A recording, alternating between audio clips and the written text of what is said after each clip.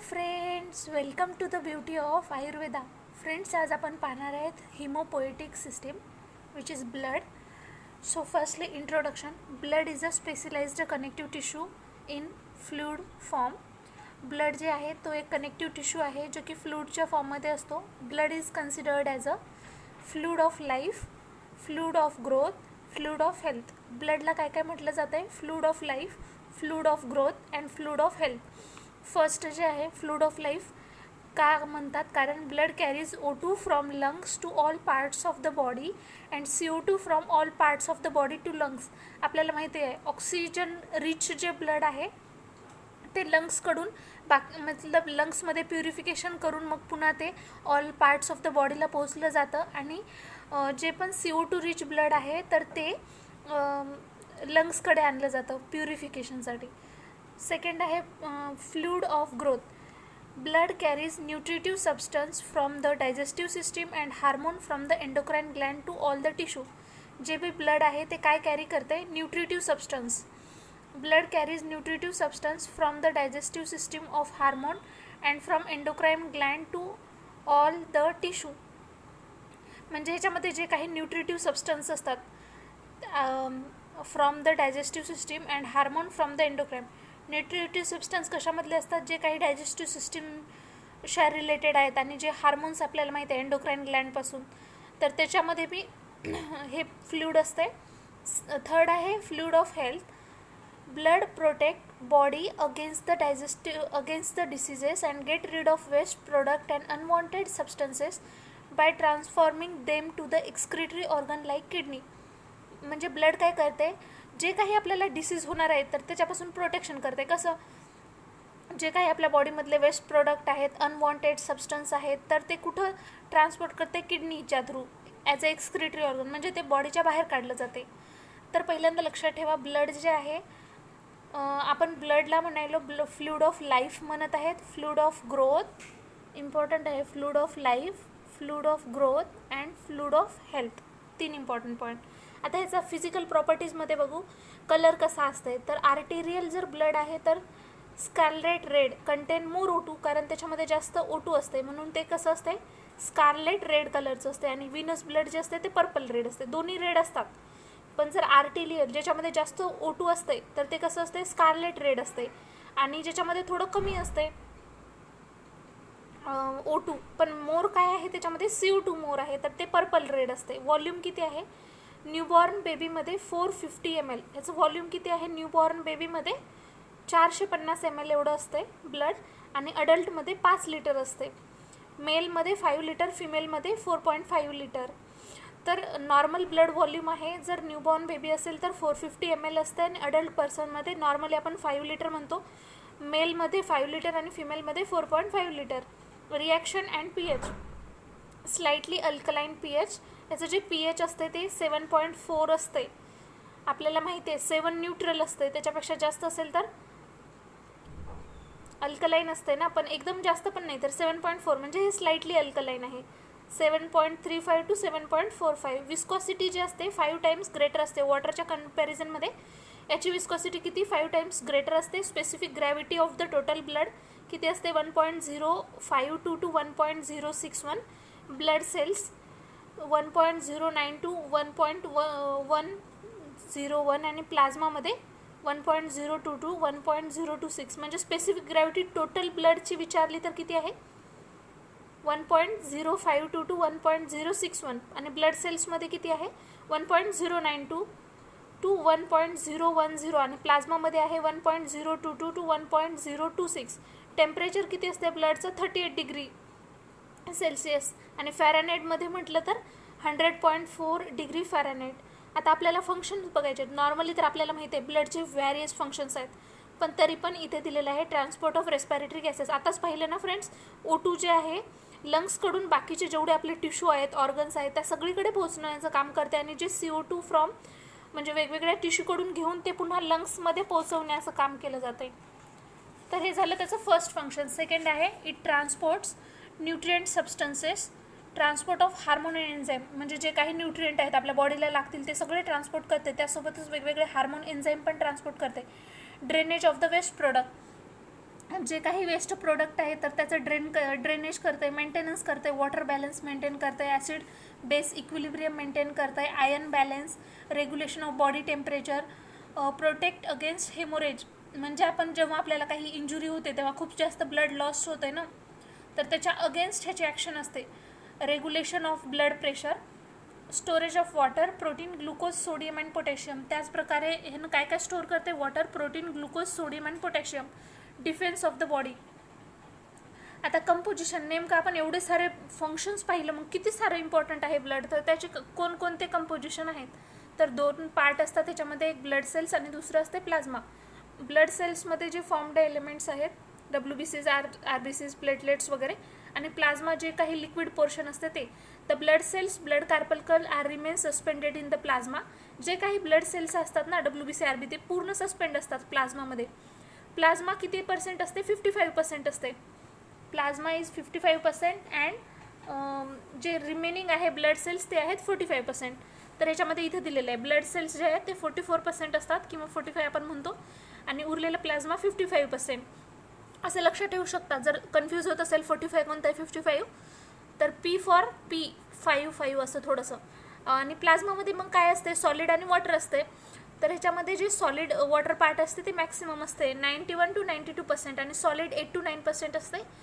आता ह्याच्यामध्ये जे सॉलिड्स असतात त्याच्यामध्ये ऑर्गॅनिक सबस्टन्स असतात, इनऑर्गॅनिक सबस्टन्स आणि गॅसेस. त्याच्यामध्ये बी ऑर्गॅनिक सगळ्यात जास्त पार्ट असतो 8%, आणि उरलेले जे इनऑर्गॅनिक आणि गॅसेस असतात 1%मध्ये, 2%मध्ये. आणि ह्याच्यामध्ये ब्लड सेल्समध्ये आपल्याला माहिती आहे 3 प्रकारचे blood cells, RBC, WBC, platelets.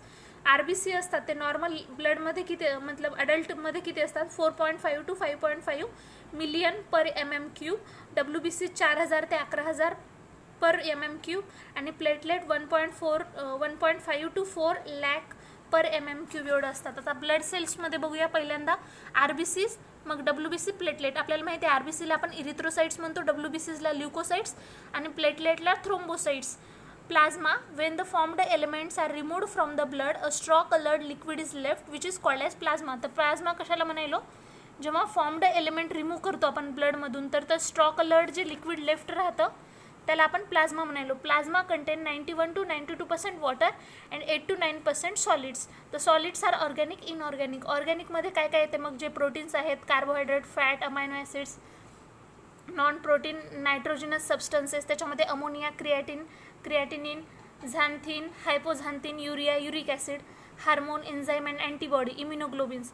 आणि इनऑर्गॅनिकमध्ये जे काय काय येतात? Sodium, calcium, potassium, magnesium, chloride, iodine, iron, phosphate and कापर. म्हणजे जे ऑर्गॅनिक आहेत ना त्याच्यामध्ये नॉर्मली आपल्या बॉडीमध्ये जे जास्त असतात, जसं की proteins, carbohydrate, fats, amino acids वगैरे. आणि इनऑर्गॅनिकमध्ये जे एलिमेंटल फॉर्ममध्ये असतात, सोडियम, कॅल्शियम, पोटॅशियम वगैरे.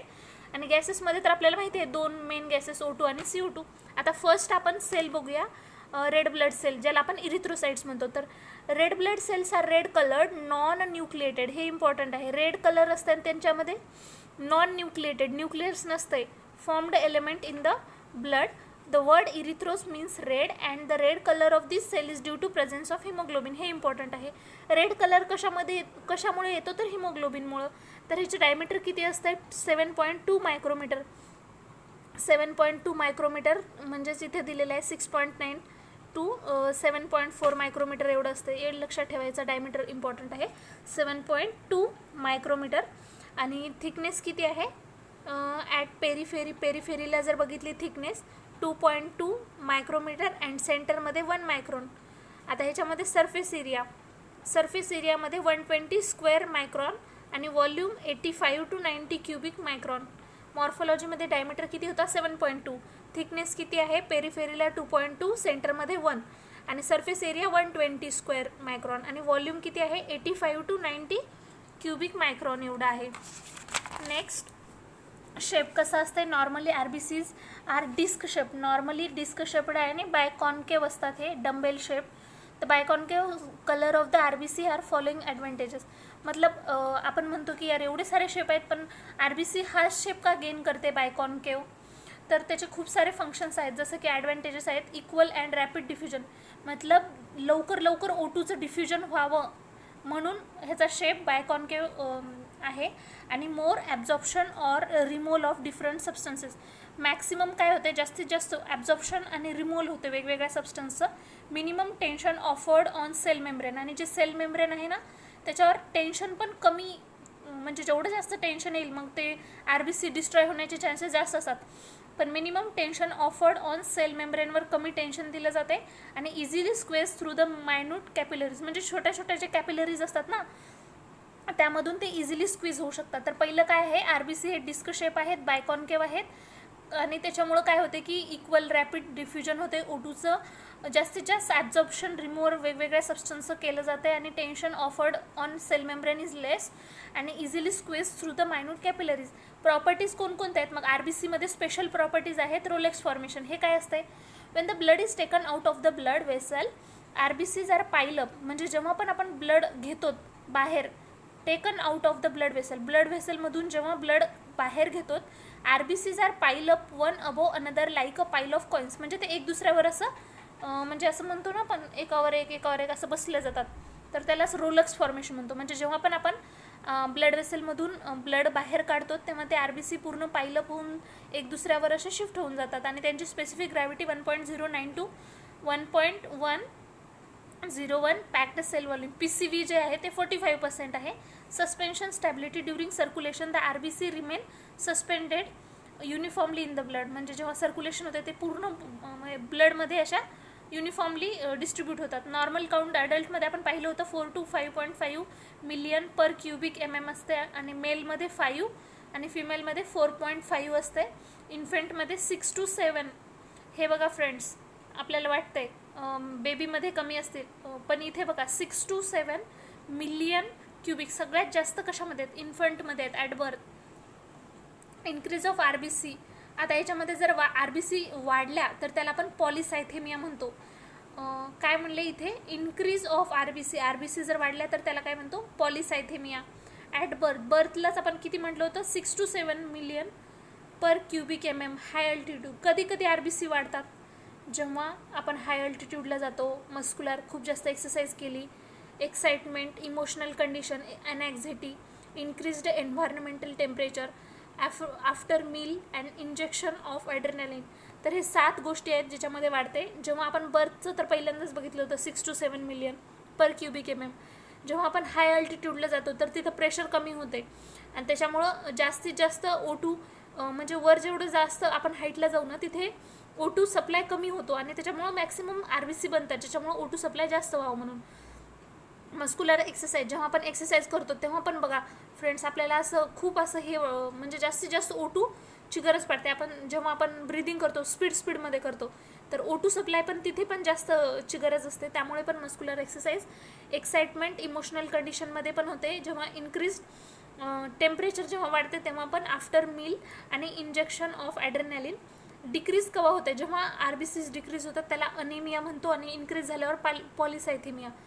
हाय बॅरोमेट्रिक प्रेशर, जेव्हा खूप जास्त प्रेशर असते, हाय O2 tension off the blood तेव्हा, आणि प्रेग्नेन्सीमध्ये पण आणि ड्युरिंग अँड आफ्टर स्लीप, जेव्हा आपण स्लीपमध्ये असतो किंवा झोपून उठतो त्याच्यानंतर पण RBC थोड्या कमी होतात. 3 कंडिशनमध्ये आहे. पहिलं होतं हाय बॅरोमेट्रिक प्रेशर, सेकंड होतं प्रेग्नेन्सीच्या वेळेस आणि थर्ड आहे during and after sleep. Abnormal form of RBC, पहिलं आहे मायक्रोसाइट्स, डिक्रीज इन RBC साईज कमी व्हायली, म्हणजे आपण किती बघितलं होतं 7.2 म्हणजे त्याचा डायमीटर पाहिला होता. पण इथे काय आहे, decrease in RBC size decrease व्हायली. हे कधी होऊ शकतं, iron deficiency anaemia, prolong force breathing and increased osmotic pressure in blood. म्हणजे हे 3 कंडिशनमध्ये पॉसिबल आहे. पहिला आहे iron deficiency, prolonged force breathing, जोरजोराने आपण ब्रीथ करायला पण खूप वेळपर्यंत, आणि इन्क्रीज्ड ऑस्मोटिक प्रेशर. जर ऑस्मोटिक प्रेशर वाढलं तर ह्या 3 कंडिशनमध्ये RBCची साईज कमी होते. कोणता आहे, पहिला आहे आयर्न डिफिशियन्सी अनिमिया, सेकंड आहे prolong force of breathing and third आहे increased osmotic pressure in the blood. Macrocyte, increased RBC size in megaloblastic anaemia, muscular exercise and decrease the osmotic pressure in the blood.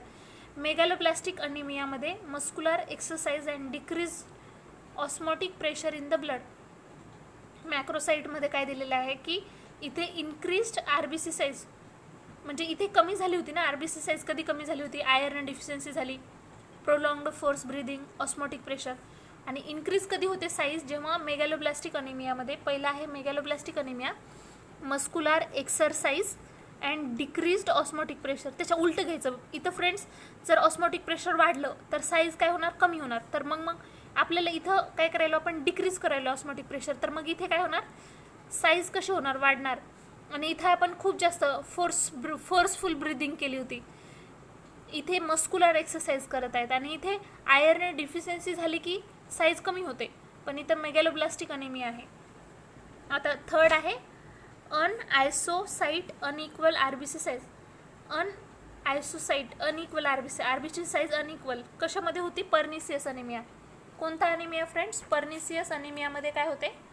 पर्निसियस अनिमियामध्ये आयसोसाइट म्हणजे unequal RBC size. लाईफस्पॅन आहे आपल्याला माहिती आहे. Normal लाईफस्पॅन किती असते friends? 120 days असते. Daily destruction is 10%. प्रत्येक दिवशी किती % आरबीसी डिस्ट्रॉय होतात? तर 10%. Fate of RBC after 120 days. Senile RBC cell membrane become more fragile. आता समजा जे सेनाईल म्हणजे आपण म्हणू का ज्यांची लाईफस्पॅन कंप्लीट झालेली आहे असे जे आरबीसीज असतात तर त्यांचे जे सेल मेम्ब्रेन असतात ते फ्रॅगाईल बनतात, म्हणजे इझिली असं ब्रेक होऊ शकतात. Diameter of capillary is less or equal to the that of RBC. आणि जे डायमीटर असते कॅपिलरीजची ती एकतर कमी असते किंवा त्याच्या इक्वल असते. म्हणजे कधी पण डायमीटर ऑफ कॅपिलरीज ग्रेटर राहू शकत नाही. एकतर आरबीसीच्या जे हे असते त्याच्या एवढीच असते किंवा त्याच्यापेक्षा कमी असू शकते. तर so younger RBCs can pass easily through the capillaries. पण जे यंगर आरबीसीज आहेत ते इझिली पास होऊ शकतात. पण जे सेनाईल आरबीसीज असतात ते डिस्ट्रॉईड होतात. का डिस्ट्रॉईड होतात? यंगर जे आरबीसीज असतात ना ते डायमीटर मोठं असते त्यांच्यासाठी, ते इझिली पास होतात. पण जेव्हा ते सेनाईल बनतात तर त्याचा डायमीटर आणि कॅपिलरीजचा डायमीटर सेम बनते, त्याच्यामुळे ते इझिली पास होऊ शकत नाहीत. त्याच्यामुळे सेनाईल जे आरबीसी असतात डिस्ट्रॉईड होतात while trying to squeeze through the capillaries. Destruction occur mainly in the. Destruction mainly कुठं होते? कॅपिलरीज ऑफ द स्प्लिनमध्ये. डिस्ट्रक्शन मेनली कुठं होते? Capillaries of the spleen. हे इम्पॉर्टंट आहे. म्हणून तर स्प्लिनला काय म्हणतो आपण? ग्रेव्हयार्ड म्हणतो ना friends. Because of the diameter of the splenic capillary is very small, so the spleen is called a graveyard of RBC. Destroyed RBC are fragmented and hemoglobin is released. This hemoglobin is immediately phagocytosed by the macrophage present in the liver, Kupffer cell, spleen and bone marrow.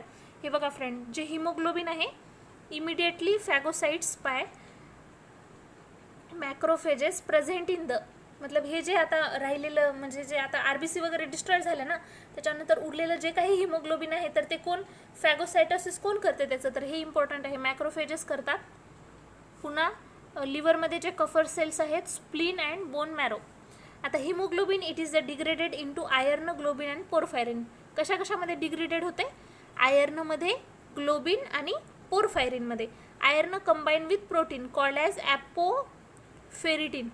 Iron जेव्हा प्रोटीनसोबत combine होते तर त्याला काय म्हणतो आपण? Apoferritin. To form the ferritin. म्हणजे जेव्हा आयर्न कंबाईन होते प्रोटीनसोबत तर त्याला आपण ॲपोफेरिटिन म्हणतो.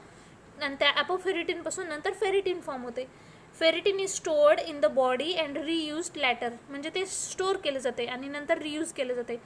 ग्लोबिन एंटर प्रोटीन जे आहे ग्लोबिन जे आहे ते एंटर होते protein depot. Porphyrin is degraded into bilirubin and excreted by the liver through the bile. आणि जे पोरफायरिन आहे ते डिग्रेड होते. कशामध्ये डिग्रेड होते? बिलुरुबिनमध्ये. And excreted by the liver through the bile. आता फंक्शन्स काय आहेत आरबीसीचा? Transport O2. आता हे तर सर्वांना माहिती आहे O2 ट्रान्सपोर्ट करते.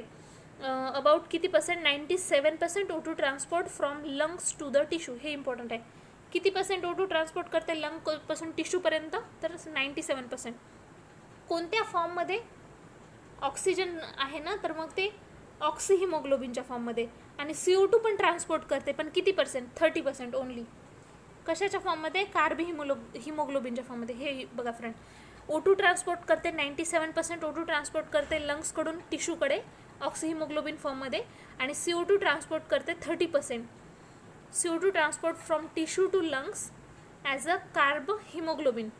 कोणत्या फॉर्ममध्ये फ्रेंड्स? कार्ब हिमोग्लोबिनच्या फॉर्ममध्ये. Maintenance of the acid base balance. पहिलं O2 transport CO2 transport 2 function झाले. नंतर maintenance of the acid base balance because of the buffering action of haemoglobin. आपल्याला माहिती आहे हिमोग्लोबिन ॲज अ बफर काम करते, तर त्याच्यामुळे ॲसिड बेस बॅलन्स पण करण्याचं काम करते. And maintain viscosity of the blood, हे इम्पॉर्टंट आहे बफरिंग ॲक्शन्स. आणि maintenance of the viscosity of the blood, ब्लडचं जे विस्कॉसिटी आहे ते मेंटेन करते. आणि कॅरी ब्लड ग्रुप अँटीजन, वेगवेगळे जे ब्लड ग्रुपचे जे अँटीजन्स असतात ते RBCवर प्रेझेंट असतात ना, तर ते पण ते मेंटेन करते. आता WBCs, त्याला आपण ल्युकोसाइट्स म्हणतो. व्हाईट WBCs और leukocytes are the colourless and nucleated formed element of the blood. जे WBCs असतात ते कसे असतात, कलर असतो का त्यांना, नसतो, कलरलेस. आणि ते कसे असतात, न्यूक्लिएटेड. अगोदर आपण RBC बघितलं होतं नॉन न्यूक्लिएटेड, पण हे न्यूक्लिएटेड असतात. They play very important role in defence mechanism. ह्याचा सर्वात इम्पॉर्टंट रोल आहे डिफेन्स मेकॅनिझममध्ये. And protect the body from invading organism by acting like a soldier. आपल्या बॉडीचे सोल्जर म्हणतो आपण त्याला WBCsला. Several varieties of the WBCs each possessing different characteristics, morphology and staining property. प्रत्येकामध्ये वेगवेगळी मॉर्फॉलॉजी आणि स्टेनिंग प्रॉपर्टी आहे. आता आपण क्लासिफाय करायलो WBCsला. तर पहिला आहे ग्रॅन्युलोसाइट, अग्रॅन्युलोसाइट. 2 प्रकार पडतात ह्याच्यात, ग्रॅन्युलोसाइट, अग्रॅन्युलोसाइट. ग्रॅन्युलर साइट्स जे आहे ना फ्रेंड्स, तुम्ही एक ट्रिक लक्षात ठेवा, BEN, BEN, हे बघा फ्रेंड्स, BEN. आणि हे लिम्फोसाइट्स अग्रॅन्युलोसाइटची ML किंवा MLA लक्षात ठेवा, MLA ह्याच्यामध्ये येऊन जाते. A फॉर अग्रॅन्युलोसाइट, त्याच्यामध्ये M आणि L आहे. M for monocyte, L for lymphocytes आणि A फॉर अग्रॅन्युलोसाइट्स. तर अग्रॅन्युलोसाइटमध्ये 2 आहेत, M आणि L, मोनोसाइट, लिम्फोसाइट्स. आणि उरलेले जे बेन आहे BEN, तर ते ग्रॅन्युलोसाइट्समध्ये. ग्रॅन्युलोसाइट्स म्हणजे ज्याच्यामध्ये ग्रॅन्युअल्स आहेत विथ ग्रॅन्युअल्स, त्याचे न्यूट्रोफिल्स, इओसिनोफिल्स आणि बॅसोफिल्स असे 3 प्रकार पडतात. आणि अग्रॅन्युलोसाइट्समध्ये ज्याच्यात ग्रॅन्युअल्स नाहीत त्याचे फक्त 2 प्रकार पडतात, मोनोसाइट्स अँड लिम्फोसाइट्स. पहिला आपण बघायलो neutrophils. Neutrophils are the very fine and small granules in the cytoplasm. Granules take acidic and basic stains. Granule appear violet in colour, ग्रॅन्युअलचा colour violet in colour after staining. Nucleus is multilobed, हे important आहे. न्यूट्रोफिल्समध्ये जे nucleus असतो तो कसा असतो, multilobe nucleus असते. Number of lobes in the nucleus depends upon the age of cell. आणि जेवढे लोब्स आहेत ना ते कशावर डिपेंड करतात, सेलच्या एजवर, age of the cell. In younger cells the nucleus is not lobed. हे बघा, यंगरमध्ये न्यूक्लियस असते का, लोब्ड नसते. ओल्डर न्यूट्रोफिल्समध्येच ते लोब्ड बनते. Nucleus has 2 to 5. आणि जे ओल्डर असतात ना तर त्याच्यामध्ये किती लोब्स असतात, 2 to 5 लोब्स असतात. डायमीटर किती आहे, 10 to 12 मायक्रॉन. हे बघा फ्रेंड्स, न्यूट्रोफिल्सचे तुम्ही 2 किंवा 3च पॉईंट लक्षात ठेवा. पहिलं तर ते मल्टीलोब असते त्याचं न्यूक्लियस, पण ॲक्च्युली जेव्हा यंगर सेल असते त्याच्यामध्ये लोब नसतात. आणि जेव्हा ते ओल्डर न्यूट्रोफिल बनतात ना तर 2 to 5 लोब्स बनतात. त्याचा डायमीटर आहे 10 to 12. आणि त्याच्यामध्ये ग्रॅन्युअल्स अपियर होतात. तर ते कशा फॉर्ममध्ये, कोणत्या कलरमध्ये असतात, व्हायलेटमध्ये. फंक्शन्स कोणतं आहे, defence body against invading micro organism through the phagocytosis. म्हणजे ते डिफेन्स करते बॉडीला, defence body against the invading micro organism through the phagocytosis. Destruction of the bacteria with the lysozyme and defence and secrete platelet activating factor. तर 3 functions आहेत त्याच्यामध्ये. पहिला आहे defence body against invading micro organism through the phagocytosis. बॉडीला defence कसं करते, against जे पण इन्वेडिंग समज मायक्रो ऑर्गॅनिझम आहेत तर त्याचा डिफेन्स करणं फॅगोसायटोसिसच्या थ्रू. डिस्ट्रक्शन ऑफ बॅक्टेरिया म्हणजे वेगवेगळे जे बॅक्टेरिया आपल्या बॉडीमध्ये गेले तर त्यांना डिस्ट्रॉय करते विथ लायसोझाईम, त्यांच्यामध्ये लायसोझाईम एन्झाईम असते त्याच्या थ्रू. And defensins, lysozyme and defensins and secrete platelet activating factor. आणि प्लेटलेटला ॲक्टिवेट करण्याचा फॅक्टर पण सिक्रेट करते. तर 3 गोष्टी आहेत त्याच्यामध्ये. फॅगोसायटोसिस करून जे बी इन्व्हेडिंग मायक्रो ऑर्गॅनिझम त्यांना डिस्ट्रॉय करते. आणि जे बॅक्टेरिया आहेत ना त्यांना डिस्ट्रॉय करते लायसोझाईमनं आणि डिफेन्सिन्सनं. आणि प्लेटलेट ॲक्टिवेटिंग फॅक्टर आहे. Second, eosinophil. They have course larger granular in the cytoplasm. यांचं जे ग्रॅन्युअल आहे तर ते लार्जर आहे. ह्याचं स्टेन कसं आहे, पिंक ऑर रेड. इओसिनसोबत कसा कलर येते, pink or red. Nucleus is bilobed. किती लोब आहेत, ओनली 2 लोब आहेत इओसिनमध्ये. Spectacle shaped. आणि याचा शेप कसा आहे, spectacle shaped. Diameter of cell varies from 10 to 14. हे पण लक्षात ठेवा, याचा जे डायमीटर आहे ते 10 to 14 आहे. हे बघा फ्रेंड्स, इथे दिलेलं आहे. न्यूट्रोफिल बघा, हे लोब्ड म्हणलो आपण ना, मल्टी लोब न्यूक्लियस आहेत. आणि हे बाहेरचे जे आहेत ते ग्रॅन्युअल्स आहेत. आणि हे जे आहे इओसिनोफिल, तर त्याच्यामध्ये बायलोब्ड आहे, इथं व्यवस्थित दाखवलं नाही पण असे 2 लोब असतात इथे, आणि ह्याच्यामध्ये हे कोर्स ग्रॅन्युअल्स आहेत. आता आपण ह्याचे फंक्शन बघूया. तर डिफेन्स, आता बघा फ्रेंड्स, WBCमध्ये एक तुम्ही कॉमन फंक्शन लिहू शकता सगळ्याच ह्याच्यामध्ये, defence of the body against the parasite, combat the effect of the histamine in allergic reaction. आणि ते जे हिस्टामाइन असते ना ते सिक्रेट करते, त्याच्यामुळे ॲलर्जिक रिॲक्शनमध्ये वगैरे ते इफेक्ट दाखवते. आणि responsible for detoxification, disintegration and removal of foreign proteins. हे कशासाठी रिस्पॉन्सिबल असते? Detoxification, disintegration and removal of the foreign proteins. 3 function आहेत. पहिलं तर डिफेन्स आहे, सेकंड आहे हिस्टामाइन ॲलर्जिक रिॲक्शनमध्ये, आणि detoxification, disintegration and removal of foreign proteins. Third जे आहे basophils, they are coarse granule. ह्यांचं पण ग्रॅन्युल कसं असते? Coarse granule in the cytoplasm. The granule stain purple blue. ह्याचा कसा कलर असते friend? Purple blue with a methylene blue and nucleus is bilobed. जसं इओसिनोफिलचा पण बायलोब्ड होता, ह्याचा पण बायलोब्ड आहे, आणि ह्याची डायमीटर किती आहे? 8 to 10 मायक्रॉन. फंक्शन आहे रोल इन हिलिंग प्रोसेस. बॅसोफिल काय करते? हिलिंग करते. सिक्रिशन काय काय सिक्रेट करते? Heparin, histamine, serotonin, allergic reaction that इंटेन्सिफाय the overall inflammatory response. तर 2 फंक्शन आहेत त्याचे. पहिलं तर हिलिंग आहे, आणि दुसरं आहे वेगवेगळे हे सिक्रेट करते, जसं हिपॅरिन, हिस्टेमाइन झालं, सिरोटोनिन. हे सगळे हेल्पफुल असतात ॲलर्जिक रिॲक्शनमध्ये. मोनोसाइट, लार्जेस्ट ल्युकोसाइट, हे इम्पॉर्टंट आहे. Which is the largest leucocyte? Monocyte. Diameter किती असेल मग सगळ्यात जास्त? 14 to 18 micron. The cytoplasm is clear without granule. आणि आपण बघितलं होतं MLA. मग अग्रॅन्युलोसाइट म्हणजे ग्रॅन्युल्स असतील का? नसतील. मोनोसाइटमध्ये बी नाहीत, लिम्फोसाइट्समध्ये. तर हे विदाउट ग्रॅन्युल्स आहेत. Nucleus is round, oval and horseshoe shape. Bean, kidney shaped. आपल्याला नेहमी बघा किडनी शेप्ड कोणाचा आहे ते नेहमी येतो न्यूक्लियस, तर कोणाचा आहे? मोनोसाइटचा आहे. किडनी शेप्ड म्हणू शकतो त्याला, bean, horseshoe shaped, oval, round असं. Nucleus is placed either in the centre or pushed on the one side of the cell. एकतर ते किडनी शेप्ड जे आहे ना ते सेंटरमध्ये असते. आपण पाहूया इथे, हे बघा त्याचं किडनी शेप्ड. ह्याच्यामध्ये पूर्ण सायटोप्लाझम कसं आहे? क्लिअर, कारण त्याच्यामध्ये ग्रॅन्युअल्सच नाहीत. एकतर हे पुश्ड वन साइड केलं जाते, नाहीतर कुठं असते? सेंटरमध्ये असते. तर ह्याच्यामध्ये दिले nucleus is placed either in centre or pushed other side of the cell. The large amount of cytoplasm. ह्याच्यामध्ये सायटोप्लाझम जास्त दिसणार कारण ग्रॅन्युअल्स नाहीत ना. फंक्शन काय मग? Defence body against through the phagocytosis करते, आणि precursor of the tissue macrophages. Precursor म्हणून काम करते टिश्यू मॅक्रोफेज. लिम्फोसाइट्समध्ये do not have any granule in the cytoplasm.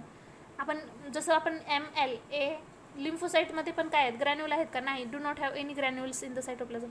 And oval, bean shaped और किडनी शेप्ड. हा पण कसं असतं? Kidney shaped. Occupy whole of the functions. पण नॉर्मली आपण मोनोसाइटचं थोडं बिगर असते ना, किडनी शेप त्यालाच म्हणून ओळखतो mostly. Bean shaped, kidney shaped इथे पण दिलेलं आहे. फंक्शन इम्पॉर्टंट रोल इम्युनिटीमध्ये आहे. लिम्फोसाइट्समध्ये बी लिम्फोसाइट्स, टी लिम्फोसाइट्स, तर ते दोन्ही आपण इम्युनिटी टॉपिक जेव्हा पाहू ना त्याच्यात डिटेलमध्ये दिलेले आहे. लिम्फोसाइट्सचे किती प्रकार आहेत? Depending upon the size. Lymphocytes are divide into 2 types, large lymphocyte, small. जे लार्ज असतात तर younger cell within the diameter 10 to 12 micron, older सेलमध्ये डायमीटर 7 to 10.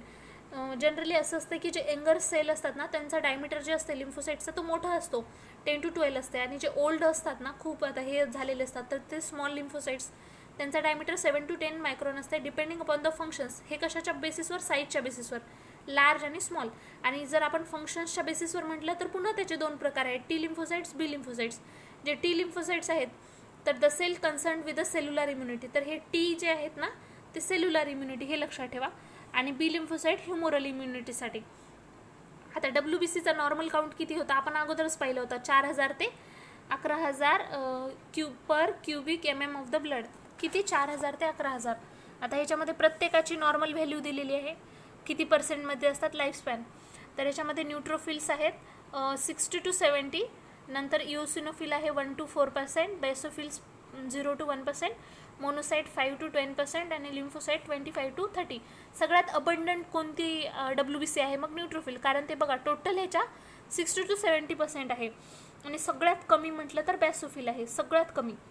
आणि मग त्याच्यानंतर न्यूट्रोफिलच्या नंतर लिम्फोसाइट आहे, लिम्फोसाइटच्या नंतर मोनोसाइट्स, नंतर इओसिनोफिल, नंतर बॅसोफिल. आणि लाईफस्पॅन तर सगळ्यांची व्हेरिएबल आहे. न्यूट्रोफिल सगळ्यात अबंडंट आहे पण त्याची लाईफस्पॅन किती आहे? 2 to 5 days आहे. सगळ्यात जास्त दिवस 15 दिवस, 12 ते 15 दिवस कोण राहते? बॅसोफिल. पर्सेंटेज सगळ्यात कमी आहे पण सगळ्यात जास्त दिवस तेच राहतात. त्याच्यानंतर आहे यूसिनोफिल आणि त्याच्यानंतर आहे कोण, हे दोन सेमच आहेत, मोनोसाइट न्यूट्रोफिल्स. आणि मग लास्टला लिम्फोसाइट्स. फिजिओलॉजी ऑफ व्हेरिएशन WBCजमध्ये बघा एजनुसार इन्फंटमध्ये आहेत 20,000 पर क्युबिक MM, चिल्ड्रनमध्ये 10,000 ते 15,000 आणि अडल्टमध्ये 4,000 ते 11. आता अडल्टची व्हॅल्यू पाहिली होती आपण, 4,000 ते 11,000 होतं. चिल्ड्रनमध्ये बघितलं तर ह्यांच्यापेक्षा जास्त आहे, चिल्ड्रनमध्ये 10,000 ते 15,000. असं का असेल? कारण बघा फ्रेंड्स, चिल्ड्रनमध्ये काहीच बनलेलं नसते, त्याची इम्युन पॉवर खूप स्ट्रॉंग असायला पाहिजे. त्याच्यासाठी ऑलरेडी त्यांच्यामध्ये WBCज वगैरे त्यांचा काउंट थोडा जास्त असतो. आणि इन्फंटमध्ये तर सगळ्यात जास्त, कारण त्याची तर इम्युन सिस्टम बिलकुलच बनलेली नसते. मग त्याला जास्तीत जास्त बाहेरचे जे डिसीज वगैरे होऊ नये म्हणून त्याच्यात सगळ्यात जास्त WBC असतात, 20,000 per cubic MM. Sex slightly more in male than female, म्हणजे ह्याच्यामध्ये ना मेलमध्ये जास्त असतात फिमेलपेक्षा. Diurnal variation minimum in morning and maximum, हे इम्पॉर्टंट आहे. मोर इन मेल म्हणजे मेलमध्ये काय जास्त आहेत फिमेलच्या कम्पॅरिझनमध्ये. आणि मिनिमम इन मॉर्निंगमध्ये कमी असतात पण मॅक्सिमम कधी असतात? आफ्टरनूनमध्ये. एक्सरसाइज स्लाइटली इन्क्रीजेस, मतलब जेव्हा आपण एक्सरसाइज करतो तर ते वाढल्यासारखं आपल्याला वाटते, स्लीप झाल्यावर स्लीपमध्ये ते डिक्रीज होतात. आणि जे इमोशनल कंडिशन्स असतात त्याच्यामध्ये इन्क्रीज होतात WC काउंट ड्यू टू ॲड्रेनॅलिन. कधी इन्क्रीज WBC ड्यू टू ॲड्रेनॅलिन? प्रेग्नेन्सीमध्ये पण वाढतात, मेन्स्ट्रुएशनमध्ये वाढतात, पार्च्युरेशनमध्ये पण वाढतात, स्टार्वेशनमध्ये कमी होतात. बघा फ्रेंड, कोणकोणत्या कंडिशनमध्ये वाढतात? पण पहिलं तर इमोशनल कंडिशनमध्ये वाढतं आहे, एक्सरसाइज केल्यावर, प्रेग्नेन्सीमध्ये, मेन्स्ट्रुएशनमध्ये, पार्च्युएशनमध्ये आणि आफ्टरनूनमध्ये वाढतात. आणि कमी कशामध्ये होते? तर स्लीप, जेव्हा आपण झोपतो तेव्हा कमी होते, स्टार्वेशनच्या वेळेस कमी होते, हे लक्षात ठेवा. आणि मॉर्निंगमध्ये पण कमी असतात. फंक्शन्स काय आहेत मग? आपल्या सगळ्यामध्ये जे कॉमन फंक्शन बघले, जसं की phagocytosis, neutrophil and monocyte engulf foreign particle and bacteria and digest them. पहिल्यांदा तर काय करतात, ते डायरेक्ट एंगल्फ करतात, आलेलं जे काही फॉरेन पार्टिकल आहे तर ते एंगल्फ करतात बॅक्टेरियाला वगैरे, आणि मग त्याचं डायजेशन करतात. आफ्टर अँटीबॉडी फॉर्मेशन, आणि हे अँटीबॉडी पण फॉर्म करतात. Immune bodies are manufactured by lymphocytes. आपण ह्याच्यामध्ये जे लिम्फोसाइट पाहिलं होतं, जे की अग्रॅन्युलोसाइटमधले एक होती, मोनोसाइट लिम्फोसाइट, त्याच्यामधले लिम्फोसाइट्स इम्पॉर्टंट रोल असते त्यांचा डिफेन्सिव्ह मेकॅनिझममध्ये. आणि फॉर्मेशन ऑफ द फायब्रोब्लास्ट, जे काही फायब्रोब्लास्ट आहेत, lymphocytes may be converted into fibroblast in an area of inflammation and help in the process of repair. जे काही लिम्फोसाइट्स असतात तर ते कन्वर्ट होतात फायब्रोब्लास्टमध्ये in area of inflammation and help in process of repair. आणि हे कशासाठी हेल्पफुल असतात? रिपेअरसाठी. तर lymphocytes may be converted into fibroblast in a area of inflammation. तर हे लक्षात ठेवा friend, phagocytosis, antibody formation of fibroblast. And manufacture of the trephones काय असते? तर जे ल्युकोसाइट्स असतात which manufacture trephones which influence on nutrition, growth and repair tissue. वेगवेगळ्या टिश्यूच्या न्यूट्रिशन, ग्रोथ आणि रिपेअरसाठी की नाही ल्युकोसाइट मॅन्युफॅक्चर करतात ट्रिफॉन्सला. आणि सिक्रेशन ऑफ हिपॅरिन तर माहिती आहे आपल्याला, बॅसोफिल सिक्रेट करतात आणि which prevent the intravascular clotting वगैरे प्रिव्हेंट केली जाते, अँटीकोॲग्युलंट. आणि अँटीहिस्टमाइन फंक्शनमध्ये eosinophil secrete antihistamine to defend against allergic conditions, म्हणजे वेगवेगळ्या ॲलर्जिक कंडिशनमध्ये डिफेंड करण्यासाठी. प्लेटलेट, ज्याला आपण थ्रोम्बोसाइट्स म्हणतो, प्लेटलेट जे असतात ते स्मॉल कलरलेस असतात, नॉन न्यूक्लिएटेड, कलर नसते ह्यांना, नॉन न्यूक्लिएटेड असतात. And moderately refractive bodies. Normally the platelets are round or oval. Normally platelet कसे असतात? राऊंड आणि ओव्हेल असतात. Biconvex disc having various size. आणि हे कसे असतात? बाय कॉन्व्हेक्स असतात. त्याची साईज कसे व्हेरिएबल आहे. ॲव्हरेज साईज किती आहे? 2.5 मायक्रॉन. ॲव्हरेज म्हटलं तर 2.5. Normal count 2.5 lakh per MM³ of the blood. आणि रेंज नॉर्मली 2 to 4च्या मध्ये असते. व्हेरिएशन्स काय आहेत? तर एजनुसार platelet less in infants 1.5 to 2. इन्फेंटमध्ये कमी असतात. And reaches normal level to the 3rd month of after birth. म्हणजे नॉर्मल लेवलला येण्यासाठी 3ऱ्या महिन्यामध्ये, बर्थच्या 3ऱ्या महिन्यामध्ये ते नॉर्मल लेवलला येतात. पण इन्फेंटमध्ये 1.5 to 2 लाख पर MM³ असतात. सेक्सेसमध्ये female platelet count is reduce during menstruation. जेव्हा मेन्स्ट्रुएशन होते तेव्हा ते काय होते? रिड्यूस होते फिमेलमध्ये. आणि हाय अल्टिट्यूडला जेव्हा जाऊ आपण प्लेटलेट काउंट इन्क्रीज होते. हाय अल्टिट्यूडला काय होते? इन्क्रीज होते. आणि जेवण केल्याच्या नंतर after taking food platelet count increase. जेवण केल्यावर बी इन्क्रीज होते. फंक्शन्स काय काय आहेत मग? Initiate blood clotting. Platelet are responsible for formation of intrinsic prothrombin activator which is responsible for the onset of blood clotting. मतलब हे ब्लड क्लॉटिंग इनिशिएट करतात. कशासाठी रिस्पॉन्सिबल असतात? Intrinsic prothrombin activator. आणि रोल ऑफ क्लॉट रिॲक्शन आपल्याला माहिती आहे. हे सगळं जे प्लेटलेटचं आहे ना फ्रेंड, ते सगळं क्लॉटिंगशीच रिलेटेड आहे मोस्टली. तर प्लेटलेट कंटेंट कॉन्ट्रॅक्टाईल प्रोटीन, ह्याच्यामध्ये एक प्रोटीन असते ज्याला आपण ॲक्टिन, मायोसिन, थ्रोम्बोस्टेनिन म्हणतो, which are responsible for clot reaction. And role of haemostatic mechanism, platelet accelerate haemostasis by, मतलब हे ॲक्सेलरेशन करतात haemostasis by. Platelet secrete 5THT which causes constriction of blood vessel, मतलब ब्लड वेसल जे अशी dilate असते ते contract होते ह्याच्यामुळं. आणि नंतर दिले platelet can seal the damage in the blood capillary by its adhesive property and formation of temporary plug. जे काही प्लेटलेट्स आहेत they can seal the damage in the blood capillaries by its adhesive property and formation of temporary plug. Role in repair of ruptured blood vessel, ह्यांचा role काय आहे repair and ruptured blood वेसलमध्ये? तर platelet derived from the growth factor formed in the cytoplasm of platelet is useful for the repair of endothelium of the ruptured blood vessel. म्हणजे जे काही platelet derived केलेले आहेत growth फॅक्टरमधून, formed in the cytoplasm of the platelet is useful for the repair of endothelium of the ruptured blood vessel. and role in defense mechanism मध्ये help in agglutination property. platelet encircle the foreign bodies and destroy them. Life span किती आहे? फक्त 10 days आहे. varies between 8 to 11 days. Platelet are destroyed by the tissue macrophage system in spleen, so the platelet count decreases in splenomegaly. स्प्लिनोमेगॅलीमध्ये काय होते? जेव्हा स्प्लीनची enlargement होते तर त्यावेळेस प्लेटलेट काउंट काय होतो? कमी होतो. अँड स्प्लिनोक्टॉमी, रिमूव्हल ऑफ स्प्लीन, मतलब जे काही प्लेटलेट आहेत तर ते डिस्ट्रॉयड केले जातात मॅक्रोफेजनं. कुठे? स्प्लीनमध्ये. मग स्प्लिनोमेगॅली जर जेवढी जास्त साईज वाढली तेवढे जास्त प्लेटलेट त्याच्यामध्ये म्हणजे डिस्ट्रॉयड केले जाणार. मग त्यामुळे काय होणार? जेव्हा साईज वाढणार स्प्लीनची तर त्याच्यामध्ये काय होणार? प्लेटलेट काउंट कमी होणार. आणि स्प्लिनोक्टॉमी म्हणजे रिमूव्हल ऑफ स्प्लीन. थँक्यू.